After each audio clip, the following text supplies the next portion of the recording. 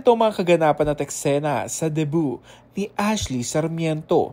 Napakaganda ng kanyang kasuotan, no? She's wearing a blue gown. It matches her skin tone. Lalo siyang pumuti, lalo siya nag-radiant, nag-glowing talaga siya. Kaya naman narito siya sa kanyang debut na kung saan ay talaga namang bonggang-bongga ang kanyang party.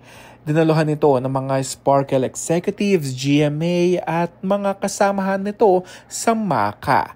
Nandito si Zephanie, di ba? Talaga namang grabe din talagang kanyang pa-cake. Napakabongga talaga. Kaya naman nandito siya para i-blow ang kanyang candle at nag-celebrate talaga siya ng kanyang 18th birthday. Kaya naman mag-glow up na siya niyan, ang kanyang career, ang kanyang love life, we'll never know. Kilig na kilig tayo sa mga Ashko moments dito, no? Dahil syempre, ang last na isasayaw siya, syempre si Marco Masa. Ayan naman, sina Shan, nandyan yung mga kasamahan niya talaga, na mga boys sa Maka, no?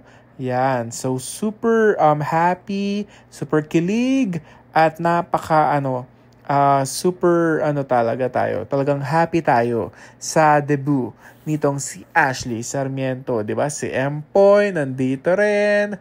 Ayan. So napakadaming mga stars din ang celebrate o nakisaya sa debut o 18th birthday ni Ashley Sarmiento. Nandiyan din si Bryce. Ayan.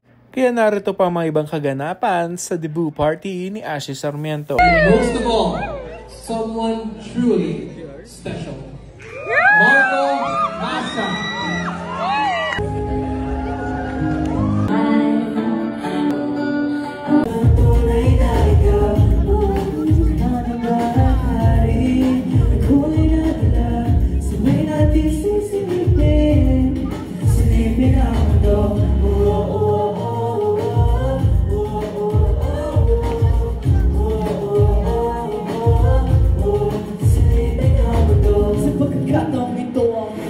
Walang limitasyon, basta pagawa ko lang. Gusto nyo na binuo, posible mo mamuho. Walang nilalang na nilalang. Yung katapat ang alalahanin sa paglalakbay. Akay-akay ang nagpas mula sa kagagabay. Sama-sama tayo dito, isang daang matungo. Magkakasama tayo, sisilipin ang mundo.